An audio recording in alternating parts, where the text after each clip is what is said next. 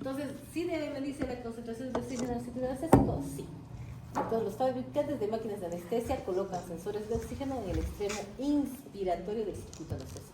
¿En dónde ha sido? En su extremo inspiratorio. Entonces, nosotros tenemos, habrán visto corrugaditos, tubitos. Sí. ¿Ya? Tubitos que van hacia dónde? Hacia el paciente, ¿no? Nosotros lo conectamos al tubo endotraqueal. ¿Se han fijado? ¿Cierto? Sí. Entonces, esa rama tiene una rama inspiratoria, lo que le estamos dando oxígeno, y una rama expiratoria, que está volviendo a la máquina de anestesia. Entonces, acá estamos, ¿no? Este corrugadito ya son los de última generación, en la cual acá es un tubo más grande, ¿ya? Y adentro está la rama inspiratoria y afuera la expiratoria. Más moderno, ¿no? Pero normalmente son dositos que van, uno inspiratorio y otro expiratorio. La cuestión es eso, ¿no? Que tienen que sí o sí medir el sensor de oxígeno, porque es importante, ¿no? Saber si tenemos oxígeno, ¿no? Como decía el doctor, cualquier cosa, Evelyn me mandó una fecha cuando yo todavía no iba a clínicas y me dijo, cualquier cosa, lo primero que tienes que dar es que tengas que oxígeno. Cualquier cosa, oxígeno no puede faltar. ¿Ya? Y no han visto un caso, ¿no? De una muerte de un niñito que ha sido por odontología. ¿Nunca lo he escuchado? La cuestión es que era no sé en dónde, un odontólogo particular y una anestesióloga daba, ¿no? Anestesia. Me imagino que tenía su vaporizador que tenemos dentro de la máquina, unos vaporizadores que dice sevoflurane, ya Éxito lo tenía portátil. Entonces le daba también con corrugaditos al niñito, ¿no? ¿Ya? Pero ¿qué pasó? No había ¿qué? Oxígeno. ¿Y qué le hizo el niño? Le hizo un bronco espasmo, colmo. Entonces quiso dar a presión positiva, quiso hacer de todo, ¿no? ¿Ya? Lo logró sacar al paciente porque llegó a hacer paro por hipoxia, ¿ya? Y lo llegó a sacar, lo estaban llevando en la ambulancia. ¿Y qué pasa en la ambulancia? Todo, ¿no? Una serie de cosas que pasan, ¿no? Se accidenta la ambulancia. Todavía pasó. Es decir, una serie de cosas terribles, ¿no? Yo cuando me enteré de eso dije, Dios mío, no quisiera estar en los zapatos de esa doctora, ¿no? Definitivamente. Porque de algo que parecía seguro se convirtió en un desastre por no tener ¿qué? Oxígeno. ¿Ustedes creen que esto hubiera pasado en un lugar donde tuvieran máquina de anestesia? No hubiera pasado porque tu sensor de oxígeno te hubiera dicho, oye, no tienes presión de oxígeno. ¿Me entienden? Entonces, esas cosas son muy importantes. Entonces, acá vemos el oxígeno, cuánto ingresa y cuánto sale, y el CO2, cuánto ingresa y cuánto sale. La fracción inspiratoria y la fracción expiratoria. ¿Ya? No existen contraindicaciones clínicas para la monitorización de concentraciones inspiratorias de oxígeno. ¿Ya? Entonces, ahora vamos a hablar de la pulsioximetría. ¿Ya? Pues, ¿quién ha visto el pulsioxímetro? De época de compras, lo que todos tenían en su casa, pulsioxímetro. Entonces, difícilmente que no sepan utilizar. Pero lo más importante que tienen que entender de la pulsioximetría es los factores que nos llevan a equivocación. ¿Qué creen que sean los factores que nos llevan a equivocación? Las uñas pintadas, hiperkeratosis pintadas, frialdad en miembros, en manos, ¿no? ¿Qué más? Uñas postizas, ¿qué más? Deformidad, ¿no? De los dedos. Artritis reumatoide, ¿no? Que lleva deformidad de los dedos. ¿Qué más? Hiperkeratosis en las uñas. Hiperkeratosis en las uñas. ¿Qué más? Color oscura de la piel. Coloración de la piel, doctora. Micosis. ¿Qué más?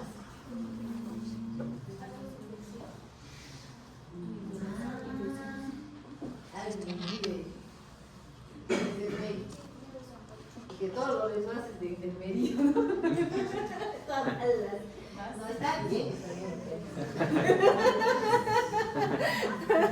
Todo espeso, ¿no? Qué mal, qué mal, qué mal. No, doctora, ¿cómo puede ser así? No, no. A ver, algo interesante alguien quería decir.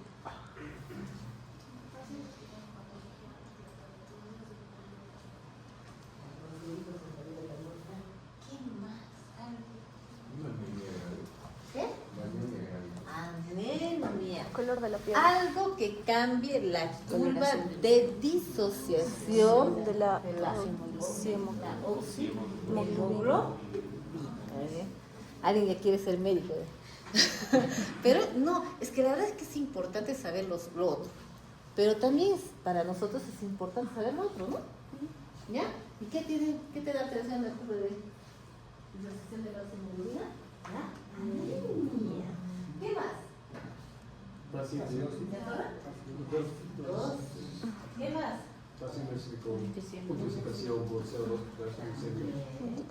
¿Qué más? Como un óxido de carbono. Hipoxemia, la temperatura. Ahora sí, ¿no? Ya somos lo máximo. Ya me creo, ¿no? Entonces, esas cosas hacen una alteración de la oximoglobina. Y a veces dicen, doctora, pero mi pulsoximetría, esto está mal. El pulsóximetro está mal, dice. ¿Y por qué está mal? Le digo, ¿no? No, es que mira, me cuenta que tienes 57 de saturación. ¿Y cómo está tu paciente? ¿Así? Bien acidótico para que se altere la pulsoximetría. El paciente está grave, creo. ¿Ya? Y la hipotermia es muy importante determinar. ¿Cuál es una causa de paro cardíaco? La hipotermia, pues una causa de paro cardíaco. Entonces, si tengo un paciente hipotérmico, acidótico, y esa pulsoximetría no va a captar, ¿no? Ahora sí ya. Chaquetita, ¿no? Blanca. ¿Qué tal? Ya entonces, a esas cositas hay que saber, ¿no? Entonces, los oxímetros de pulso miden la frecuencia de pulso, nos miden la frecuencia cardíaca y calculan la saturación de oxígeno de la hemoglobina. ¿En quiénes podemos tener una pulsoximetría que me diga 70 y un EKG que me diga 140? ¿En qué patología? Ah, que viene de poco. ¿Quién es el cardiólogo? ¿Quién hace su profesor de cardiología? Yo me acuerdo que el profesor de cardiología era el doctor Gamio, no sé, enamorado de todos querían ser cardiólogos, en serio. Todos mis profesores querían ser cardiólogos. Para que nadie quiera ser cardiólogo, su profesor de cardiología no les ha hecho.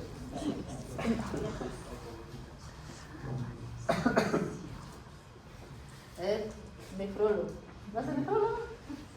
Doctor Marcos, gastroenterólogo. Ah, ya te han mandado a gastro.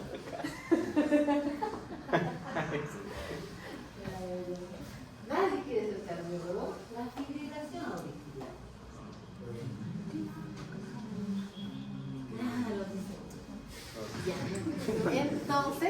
Entonces, ¿qué nos mide la oximetría? La frecuencia cardíaca, ¿ya? Y la saturación de oxígeno. ¿De forma invasiva o no invasiva? No invasivo. Definitivamente no invasiva. Entonces, la oximetría de pulso se basa en las siguientes premisas. El color de la sangre está en función de la saturación de oxígeno. El cambio en el color se debe a las propiedades ópticas de la hemoglobina y su interacción con el oxígeno. La proporción entre la oxihemoglobina y la hemoglobina puede determinarse mediante la fotometría de absorción. Entonces, ¿qué es lo que yo tengo que entender? Tengo que entender que si yo utilizo un pulsoxímetro, tengo que entender que tiene que hacer contacto. La luz ultravioleta que pasa, tiene que pasar las estructuras y chocar a la base del pulsoxímetro. A veces, ¿qué pasa? Que puede ser el dedo gordo, lo que sea, pero no hace que haya un contacto en estos dos lados del pulsoxímetro. Entonces, cuando hay contacto, nunca va a captar el pulsoxímetro. Tiene que haber contacto. Eso lo vemos sobre todo en niñitos, ¿o no? Les ponemos así, pero el sensor tiene que pasar la lucecita ultravioleta por medio de todo el dedito, y acá está el sensor que capta, ¿no? ¿Ya? Eso es lo que yo tengo que esperar y tengo que ver, ¿ya? Entonces simplemente y llanamente tengo que entender que mi saturación de oxígeno es la cantidad de oxígeno que está unido a la hemoglobina, ¿no? Entonces los oxímetros realizan un análisis pletismográfico para diferenciar la señal arterial pulsátil de la señal generada por la absorción venosa y de otros tejidos como la piel, músculos y huesos. La ausencia de onda pulsátil durante la hipotermia extrema o la hipoperfusión quiere decir que el paciente ya está haciendo shock, ¿no? Shock. ¿Por qué? Porque ¿qué pasa? ¿Qué hace cuando pasa shock? A ver, ¿qué hace nuestro cuerpo? Vasoconstricción. Pasar de un metabolismo aeróbico a anaeróbico y generar ácidos láctica y eso. Vasoconstricción. Hay vasoconstricción. ¿De qué zonas? De las zonas distales para De que las haya mayor zonas irrigación. distales para compensar Cerebral y llevar a los vascular. órganos Cardiovascular. más vitales, ¿no? Y vamos a tener una ausencia de onda pulsante. Entonces, ¿qué pasa? Ay, no funciona este pulso, se están rayando, ¿no? Le echan la culpa al pobre pulso oxímetro, ¿no? Pero en realidad no es eso, ¿no? Entonces, la evaluación de la oxigenación arterial es una parte integral de la práctica anestésica. La detección temprana y la intervención oportuna puede limitar las secuelas graves de hipoxemia. Yo puedo decir, ay no, como una colega, ¿no? Pero listo, ¿no? El paciente le ha hecho un espasmo y ya está cianótico y ella sigue siendo así, ¿no? No se inmuta, ¿no? Ahorita va a salir el broncoespasmo, ya está saturando 30, ahorita va a salir, ¿no? Ahorita va a salir, ¿no? ¿Cuánto tiempo piensa tener un hipoxemia? Mi pregunta sería, ¿no? Entonces tenemos que entender que sí hay secuelas graves por hipoxemia. Puede ser isquemia cardíaca, isquemia cerebral, ¿ya? No es que yo ahorita, yo soy lo máximo, ahorita lo saco, ¿no? No es así. Entonces, los factores que están presentes durante el acto de estética y afectan la exactitud y la confiabilidad de la simetría del pulso influyen ¿qué? Las hemoglobinas anómalas, ¿no? Los pigmentos, los esmaltes de uña, la luz ambiental, los artefactos de movimiento. ¿Qué pasa en sala? A veces en sala hay mucho ruido, hay mucho movimiento. ¿Creen que no altera la pulsosimetría? Sí altera la pulsosimetría. Y siempre cuando estén viendo a sus pacientes en sala de operaciones, deténganse un rato y dense cuenta si altera o no la pulsosimetría. Presión bajita, miren cómo se va a ver nuestra pulsación. Artefactos, vamos a tener estos y estos, ¿no? ¿Cómo debe ser nuestra pulsosimetría normal? Así, ¿no? ¿Qué cosa vamos a encontrar? Una onda sistólica y una onda Diastólica. Eso es lo normal. Entonces, la oximetría se ha usado en todos los grupos de pacientes para detectar y prevenir la hipoxemia. Los beneficios clínicos se potencian por su sencillez. Los oxímetros de pulso actuales son no invasivos, monitorizan de forma continua y se calibran por sí solos. Tienen tiempo de respuesta rápido y tienen una batería de respaldo, su exactitud clínica, miren cómo varía, ¿no? 2 a 3% si tiene una saturación de 70 a 100% y un 3% con una saturación menor, ¿no? 30 a 70, 50 a 70. Entonces, yo cuando veo la pulsosimetría, a veces las licenciadas ven esto y está saturado en 70. Está saturado en 70. ¿Creemos? No creemos. Bueno, a veces se ve así. ¿Lo creemos? ¿Le vemos todo rosadito, bonito? No creemos, ¿cierto? ¿Ya? Entonces, ¿qué pasa? No esperamos esta onda. Siempre hay que esperar esta onda y recién ver cuánto mide. No es que rapidito, nomás 99, ¿no? Mira, puede estar así con 99 de saturación, pero puede estar con labios cianóticos, ¿no? Entonces, ¿quién va? Esto es instantáneo, es decir, yo sé que está saturando tanto y se ve así el paciente, es porque no es instantáneo, no es en tiempo real.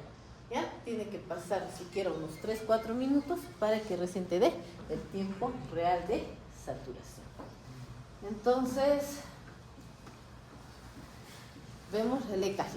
El EKG ya les he dicho por qué es importante, les he repetido. pero vamos a ver que en quirófano es un monitoreo fundamental. La detección precisa de la onda R, la medición del intervalo del pico de un complejo QRS, al pico del siguiente, ¿no? Entonces, intervalo RR sirven como la base a partir de la cual los valores mostrados digitalmente son derivados y periódicamente actualizados. La distinción entre la frecuencia cardíaca y la frecuencia de pulso radica en la diferencia entre la despolarización eléctrica con la contracción sistólica del corazón, frecuencia cardíaca, y una pulsación arterial periférica detectable, frecuencia de pulso. La frecuencia cardíaca es reportada desde el trazado de EKG y la frecuencia de pulso desde la pletismografía de pulso oxímetro. Entonces ya entienden cuál es la diferencia entre frecuencia cardíaca y frecuencia de pulso. Entonces, monitorización. El valor e importancia de la monitorización intraambulatoria del EKG es un requisito estándar de monitorización circulatoria según nuestra Asociación de Anestesiología Americana. Cada paciente que recibe anestesia debe tener registro continuo del EKG desde el inicio de la anestesia hasta la preparación para abandonar la sala de anestesia. Tengo un residente, muy bueno, le gusta se nota que en su otra vida hubiera sido cardiólogo, ¿no? Pero ahora es anestesiólogo, está haciendo anestesiología. Entonces, ¿qué pasa? Él me dice, doctora, yo me he dado cuenta, ¿no? Cuenta de algo. ¿Sí? ¿De qué te has dado cuenta? Todos los pacientes que vienen con bloqueo de rama derecha, ¿ya? Hacen bradicardias severas, solamente con el bloqueo, ¿no? Entonces, y todos los pacientes que tienen todo tipo de bloqueo hacen eso mismo. No hay ni uno que no haga eso, ¿no? Entonces yo le digo, ¿pero tiene derecho o no? Le pregunto, ¿tiene derecho o no tiene derecho a hacer eso? No, sí, claro, doctora, pero muchos colegas no se dan cuenta. Entonces, si ya te diste cuenta, ¿tú qué tienes que hacer con tu paciente? Prevenir. ¿No? Prevenir. Entonces, ¿qué pasa? Muchas veces esa partecita, ¿no? No nos damos cuenta. Entonces, muy importante ver el EKG. Sí. Una fecha, un internito buena gente cambió el EKG de 1900 tanto al del 2015. Y era otro EKG, pues eso es otra historia. El paciente lo que tenía 30 a esa fecha, ahora tenía, no sé, 58. El riesgo lo han hecho con un EKG antiguo. Todo bien, todo ok. Llega a sala de operaciones y tenía bloqueo de tercer grado. Entonces, así el doctor, pero no, y el neurocirujano loco, ¿ah? Loco, era como si le hubieran pagado. No, mentira.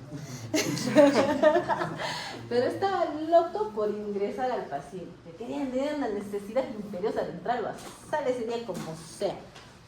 Le explicabas, no tenía, no decía, sí tiene razón, doctora, mejor no. No, nada. Estaba loco por entrar al paciente. Y lo bueno es que, revisando, pero doctor, mire el EKG, vemos la fecha del EKG, y era otra fecha de EKG. Ahí sí el doctor se fue tranquilito nomás, ¿no? Porque estaba haciendo todo un revuelo en sala, como si algo se hubiera pasado, ¿no? Pero no entendía, ¿no? La diferencia de, no puede ser que en un EKG estaba bien y al siguiente día esté mal, imposible decirlo, ¿no? De hecho, ¿no? Era imposible. Lo malo es que él no se había dado cuenta que eso había hecho, y el interno, para salvar su vida ya.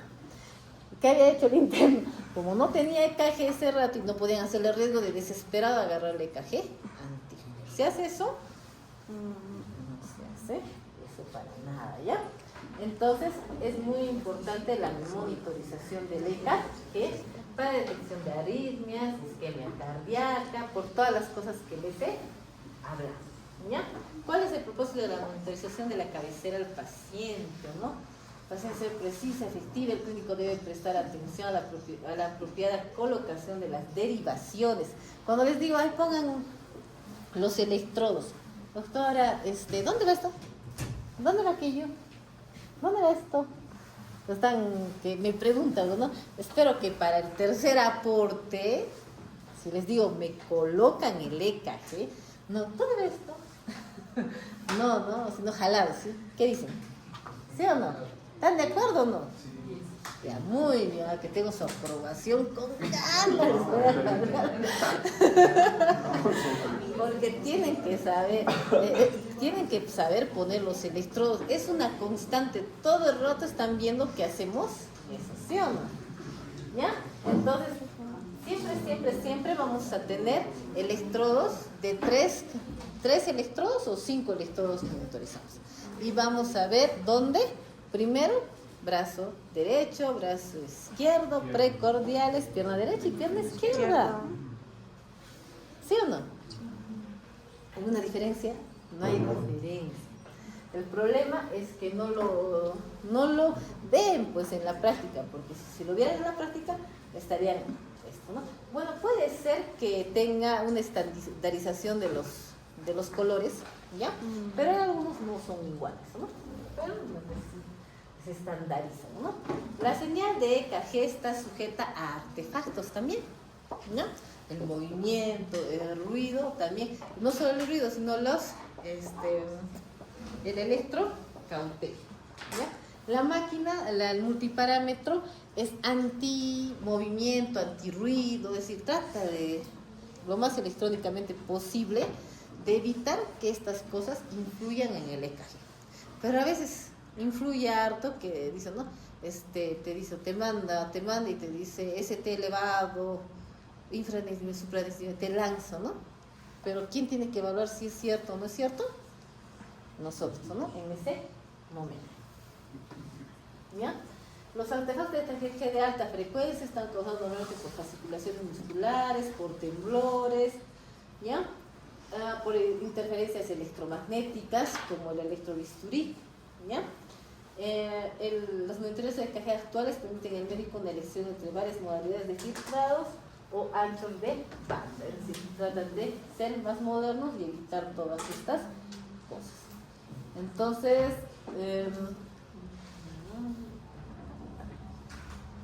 ahora vamos a hablar de lo que es la presión arterial. Ya sabemos que existe la presión arterial no invasiva y la presión arterial invasiva. La no invasiva la conocemos, todo el rato lo hacemos nosotros en consulta, ¿ya? Pero en el caso del multiparámetro lo hace continuo, ¿no? Si nosotros queremos en 2 minutos, si queremos en 3 minutos, si queremos en 5 minutos, lo cicla de acuerdo a mi necesidad. Yo necesito que me cicle de acuerdo a eso. Entonces, muy importante, si es muy importante, ya les hemos dicho por qué, ¿ya? Lo que tienen que entender en sala de operaciones es que la presión arterial no invasiva puede no ayudarnos cuando el sangrado es muy rápido. Por ejemplo, ¿qué pasa cuando es un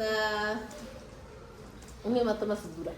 Esos sí son rápidos, sangran horrible, ¿ya? Entonces hay un hematoma subdural, está entrando y ¡fum!, empieza a sangrar. Se empieza a llenar la bolsita de aspiración y nosotros decimos, ya, la presión recién, ¿no? Vamos a medir ese rato. ¿Ya? Y cuando medimos y cuando nos da recién, ya está en, no sé, 60-40, está choco. Entonces nosotros generalmente, cuando estamos ahí dentro de sala de operaciones y empieza todo ese problema, el problema es cuando no estamos. Ya les he dicho, ya a veces pues la vida es así, ¿no? No sé. A veces, como se dice ya, tu vida te dice, bueno, vas a... No sé qué les puedo decir, chicos. A veces ocurre una serie de cosas malas y me he dado cuenta de eso en varios pacientes. Por ejemplo, una jovencita, 22 años creo que tenía la chica, joven, ¿ya? Y le han operado de un aneurisma cerebral. Y a varios pacientes le han operado de aneurismas, ¿ya? En muchos casos con éxito. Pero en este caso de esta chica en particular, todo el mundo puso su gotita, ¿no? Joven, ¿no? Dijo, ¿no? Tiene que salir bien, ¿no? Entonces, ¿qué pasó? En el momento en que hicieron cambios, era las 2 de la tarde, enfermera salía, entraba otro grupo, anestesiólogo salía, entraba otro grupo, en ese momento empieza a sangrar la paciente, justo en ese momento. Entonces, ¿qué pasa? El anestesiólogo que está entrando, como recién está entrando, recién se está informando del caso. Y la enfermera, como recién estaba entrando, y para colmo, la que le reemplaza, la enfermera que le reemplaza, es una enfermera que ya tiempo no entra a sala. Si no entró, porque no había quien reemplace a la otra enfermera. Y no sabía cómo funcionaba el aspirador. Y el anestesiólogo que estaba ahí, que recién se estaba informando del caso, empezó a ver todo el sangrado y no había paquete globular disponible en ese momento. Entonces, una serie de eventos que hacen que colapsó rápido.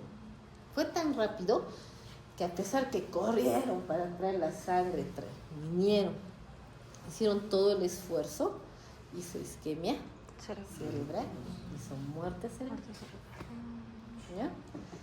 Entonces, como les digo, no hay cosas que pasan, pero no nos sirve, ¿no? Y vamos a utilizar eso en pacientes que tienen alto riesgo de sangrado. No. Lo que tenemos que utilizar es la presión arterial invasiva. Entonces, esa es una de las cosas que no nos ayuda. Miren, así que si no se les tiran las historias, ¿qué pasa cuando yo le decía, ¿no? Los compañeros le decían, mira su diastólica, le decían, ¿no? Y me decía, ¿y por qué la diastólica tengo que ver, no? ¿Ya? Cuando la diastólica es muy baja, ¿ya? Con respecto a la sistólica, es porque ha perdido volumen. Yo ya sé eso, ¿no? Yo ya sé, ¿no? Pero otros que ven no se dan cuenta, ¿no? No se dan cuenta, dicen, no pasó nada, no está sangrando. Es como el otro día que el neurocirujano me dice, no sangró 100 nomás. No le he creído por nada, ¿no? Porque a pesar de, bueno, es clínica, ¿no? Y bueno, es un poco difícil contradecir a los neurocirujanos, porque bueno, te llaman. Tienes que darle la razón,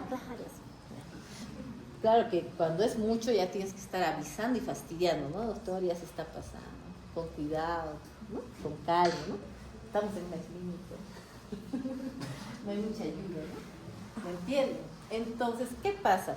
Que esa diferencia de sistólica con diastólica me dice que está sangrando, ¿no? Que ha habido un sangrado importante. Entonces, yo ya lo veo, me doy cuenta. Entonces, siempre la diferencia entre sistólica y diastólica cuando se amplía es por déficit, ¿no? De volumen. ¿Y qué te da ese déficit de volumen? Sangrado, ¿no? ¿Ya? Y yo tengo que compensar. Entonces, y otra cosa, ¿no? A veces cuando ponemos en la pierna el tensiómetro, ¿ya? Va a haber una presión sistólica más elevada. ¿Y eso por qué es? ¿Quién les ha enseñado fisiología? Sí. No se acuerdan. Estamos tristes otra vez, ¿no? Estamos tristes. Entonces, en la pierna, la presión sistólica siempre es mayor. Entonces, si digamos en mi presión sistólica en mi pierna me da 90, ¿tengo que preocuparme? Lo más probable es que esté 70. ¿Me entienden? En el brazo, ¿no? Entonces, esas cosas yo tengo que saber, ¿no? Y también tengo que saber que cuando pongo en Trendelenburg, mi presión va a aumentar. Pero necesariamente será la real. Es lo más gracioso, ¿no? A veces dicen, no, está bien su presión, doctora, porque se engañan, ¿no? Engañan muchachos eso. Engañan muchachos. Bueno, ya, pues complicaciones de la medición de la presión arterial. A veces pues el doctor se desespera, ¿no? No le ha monitorizado presión arterial invasiva. Entonces, ¿qué cosa hace? Con la presión arterial no invasiva, a cada rato presión. Entonces, ¿qué voy a producir? Dolor, petequias, equimosis, edema de miembros, estasis-venosa, tromoflebitis, neuropatía periférica, hasta un síndrome compartido. ¿Ya? Entonces, tengo que saber en esas cirugías de alto riesgo que tengo que tener. Presión invasiva, ¿no? Entonces, eso hago. ¿Y qué hago para tener una presión arterial invasiva? A ver, ¿qué ha visto? ¿Quién ha visto toda discusión? ¿Qué cosa le han canalizado? La arteria radial. Con la canalización de la arteria radial, con la canalización de la arteria radial, voy a tener una medición de la presión arterial. La presión arterial en tiempo real. ¿Ya? Entonces también me va a salir una pulsioximetría. Interesante eso, ¿no? Me sale una pletismografía, se llama, ¿no? Donde se ve la onda sistólica y la onda diastólica. Pero es más interesante porque en A sí se nota cuando hay una diferencial de onda a onda. ¿Cuál es diferencial? Hay una gran diferencia, ¿no? En la altitud de las ondas. Entonces, cuando una mayor se amplía esta diferencia, ahí voy a saber que el paciente está perdiendo sangre, perdiendo volumen. ¿Ya? Entonces, este sí me ayuda, ¿no? Y de esta manera hago que no ocurran esas desgracias que pueden ocurrir. Y yo ya lo estoy viendo más rápido. Me estoy dando cuenta. Pero si no lo tengo, si a veces te engañan, pues doctora sangrado, no sé contar la historia de doctora sangrado. No, nada. Pero yo noto, ¿no? Estoy notando en mi presión arterial, pero le creo, ¿no? Le creo. Aumentaré volumen, será eso, ¿no? Pero en realidad no debo creerlo, ¿no? ¿Por qué? Porque esos cambios que ha pasado, que pierde bastante sangre, ¿por qué? Porque el doctor está ingresando por una zona donde es muy vascularizada y de un momento a otro pierde sangre. Yo ya tengo que parar mis orejitas, ¿no? Tengo que parar mis orejitas y entender que este paciente necesita mejor monitoreo. ¿Ya? La mayor parte de las complicaciones que ocurren en anestesia, en general, ¿qué cosas son? Descuidos, iatrogenias, ¿ya? Lamentablemente, ¿ya? Y otra parte es del paciente, que ya sabía que tenía ese riesgo de complicación. ¿Me entienden? ¿Ya? Entonces, siempre, por eso, bueno, ¿no? Como dice el doctor, ¿qué tal estuvo el paciente? Sí, el paciente da gracias a la doctora Pino porque está bien así. Mentira, pues. Ni saben quién está detrás de cuando ellos se duermen, ¿no? En anestesia. No le importa, la anestesia es lo menos importante. Pero lo más importante es el cirujano, ¿no? Entonces, para la presión arterial, ¿dónde hemos visto? La arteria radial. ¿Pero dónde más podemos hacer? La arteria humeral, la arteria cubital, la arteria femoral. Pero no se metan en cosas que no saben, porque cuando uno toca arteria, tiene que entender que ¿qué cosa? Tiene una presión, tiene un pulso. ¿Qué significa eso? Que va a salir la presión, que va a salir la sangre con fuerza, ¿ya? Y si yo entro a un vaso más grande, que es una arteria femoral, ¿qué voy a hacer? Hematomas gigantes. Si mínimo yo tengo que haber visto varias veces el procedimiento, haber hecho con una persona que sabe hacer, si quiero unas cuantas más, para que yo solito haga. Hay mucho, ¿cómo les puedo decirles?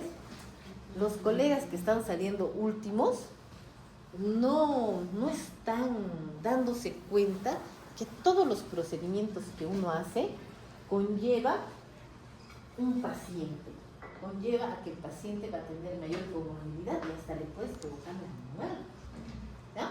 Entonces no puede ser de que yo soy lo máximo, me pongo a hacer cosas que no debo, ¿ya? Al paciente sin saber sus complicaciones. Acuérdense, todo procedimiento que ustedes hagan tienen que saber sus complicaciones. ¿Por qué es importante saber sus complicaciones? Para poder Prevenir. Yo me voy a dejar, no me va a importar, el paciente se va a complicar.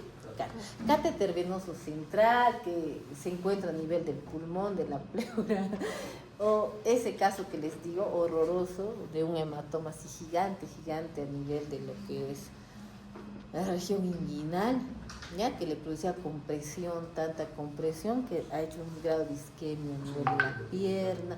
Es decir, tengo que saber las complicaciones, porque digamos, ya hice ya mi soncera, lo perforé, ya me equivoqué. ¿Qué tengo que hacer? Comprimir un buen rato, ¿ya? Acá también, ya la fregué, ¿Qué tengo que hacer? Comprimir un buen rato. ¿He visto? Así no. ¿Qué ha pasado? ¿Por qué no estás comprimiendo?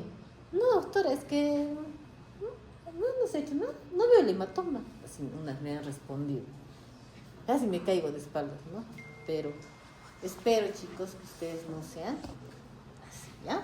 Tienen que saber qué pueden producir, ¿ya? Entonces, en acá decimos, ¿no? ¿En qué lugares puedo medirlo? ¿Ya? Los médicos deben ser conscientes, sin embargo, de que el riesgo de embolización cerebral se incrementa cuando se utilizan vasos más centrales, ¿ya?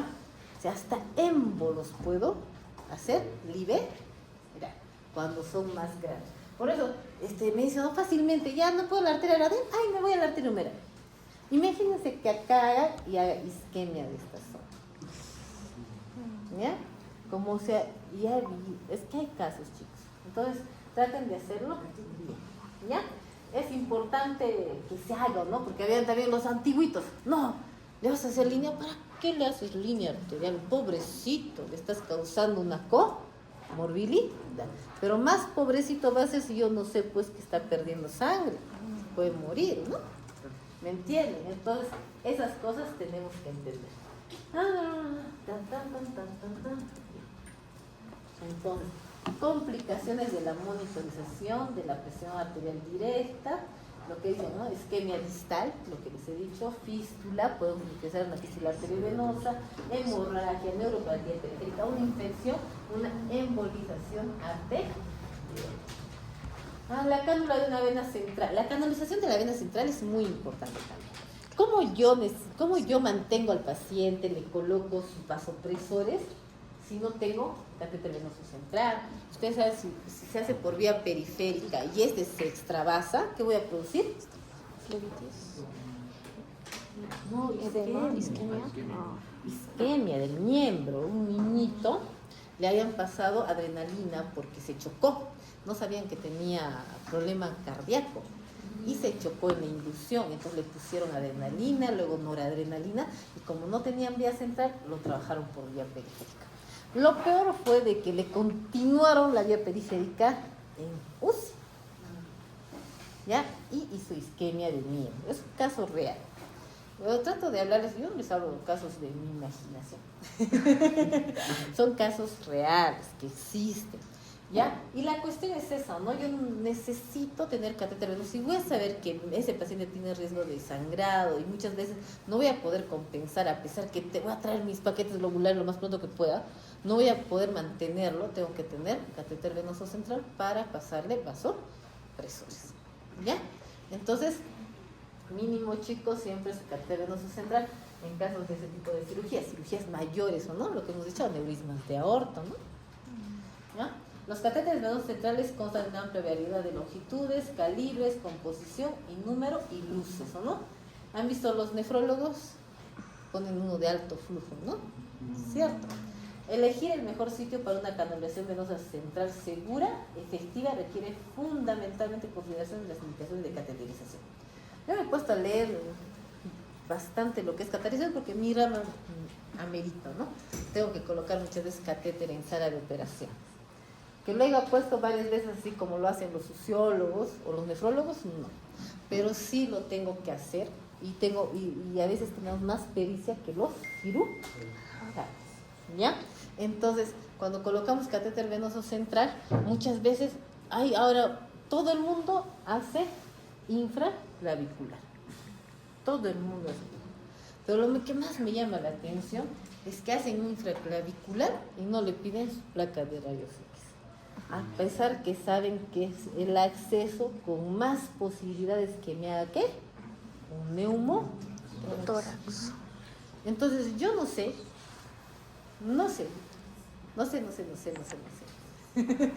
si es que no leen sus procedimientos. Sí, porque para hacer un procedimiento tengo que, aparte de verlo, tengo que leerlo, ¿ya? Y eso les pido. Entonces, la cateterización de la vena central lo puedo hacer infraclavicular o supraclavicular. Y cuando decido el lugar de donde lo voy a hacer, también depende de cómo el paciente está, ¿o no? Por ejemplo, tiene una neumonía y su foco es el lado derecho. Y se me va a ocurrirme hacerle en el lado izquierdo el catéter. Sí, criterio, ¿no? Tengo que tener criterio, ¿ya? Porque si no, pues los pulmones van a estar mal. Eso necesito en el paciente, no, ¿no? Entonces tengo que tener bastante criterio y también informarme adecuadamente de cómo voy a poder yo no crearle mayor comorbilidad al paciente, ¿no? Entonces todo procedimiento tiene que ser con las medidas de asepsia y antisepsia adecuadas. Tengo que tener una indicación. Si no, este paciente hay que ponerle catéter porque quiero aprender a poner catéter, ¿no? Ya, no. Tengo que tener una indicación de por qué le estoy poniendo el catéter. Monitorización, ¿no? Monitorización de la arteria pulmonar, puede ser, estimulación cardíaca transverosa, hemodiálisis temporal, administración de fármacos vasoactivos, acuérdense también la quimioterapia, la hiperalimentación, agentes irritantes, ¿ya? Terapia antibiótica prolongada, perfusión rápida de fluidos por medio de cánulas grandes, ¿no? Por ejemplo, si yo quiero perfundir rápidamente en caso de traumatismos y cirugía mayor. Aspiración de émbolos, lo que nos decían, ¿no? Tienes un tromboembolismo pulmonar, la capnografía se amputa. Fácil, ¿o no? Decir, y le aspiras por tu catéter venoso, el émbolo. Fácil es decirlo, pero difícil, es una fecha. Me pasó una doctora y cuando quería hacer cateterización no podía. Es que no lo tenía el catéter. ¿Me entienden? Y así se amputó la capnografía. La única manera que se ampute toda la capnografía, uno es que se haya desprendido, que es lo más frecuente, y otro, que te dé una tromboembolia. ¿Ya? La aspiración de accesos intravenosos periféricos inadecuados, sitio para la obtención repetida de muestras de sangre.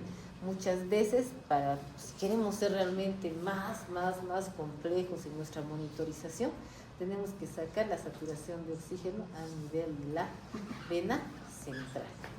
Hay un montón de monitorización, chicos, no solamente esto que les comento, ¿no? A ver, vamos a terminar. Más de otro lado, complicaciones. Ya les he dicho, ¿qué complicaciones teníamos? Neumotórax.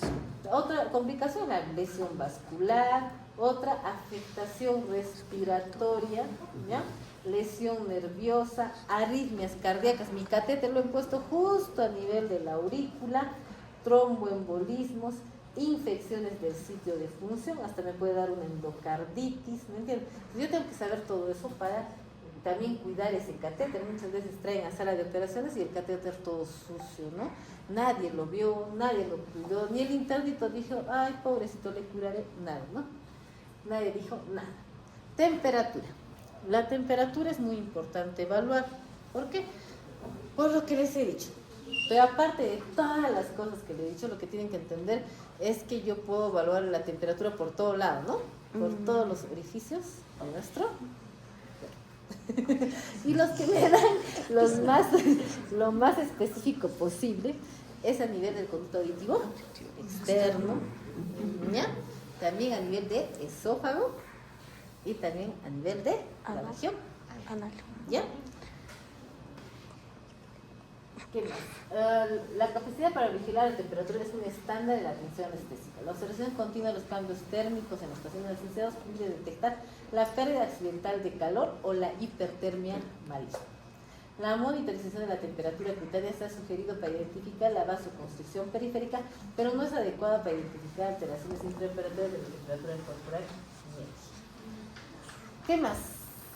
Ya, aparte de todo este monitoreo que hacemos, que solamente les hablo de lo básico que deben saber ustedes, nosotros también monitorizamos a nivel cerebral. ¿Qué cosa monitorizamos? Hacemos como una especie de electroencefalograma para saber si el paciente yo lo estoy llevando a un plano anestésico adecuado, porque muchas veces suprimimos la actividad nerviosa tanto que está en cero, está en una recta. ¿Necesitamos hacer eso con el paciente? No. Doctora, ¿este monitoreo de espectrografía es índice espectral? BIS espectral. Es el famoso BIS, ¿ya? Entonces, ¿qué cosa? Eso es lo que ahora el monitoreo que nos exigen, ¿no? Para pacientes, por ejemplo, que se operan a nivel cerebral, nos piden eso. Porque nosotros tampoco lo podemos tener así en plano, pues. Imagínense, sin actividad eléctrica, no podemos tener al paciente. Su recuperación va a ser muy, muy lenta. ¿Ya? ¿Y qué quieren los neurólogos? Que se despierte rápido, no les sé. Si les estoy diciendo qué quieren los neurólogos, despiértense rápido, por favor, así, ¿no? Para saber cómo está neurológicamente. Entonces, necesitamos el biespectral. ¿Qué más? También hacemos monitorización de la relajación. Si, por ejemplo, pacientes que queremos sacarlo ya, extubar al paciente, necesitamos que ya no esté relajado. Y ese se llama el famoso TOC, el 34. Esto solamente es para informarles la cantidad de monitoreo que tenemos. Ahora también tenemos un monitoreo de hemoglobina, con un pulsiosímetro y nos da la hemoglobina en tiempo real. Sí, la ciencia va avanzando para los requerimientos que tenemos y para el paciente. Chicos, ya no les aburre más. Chicos, no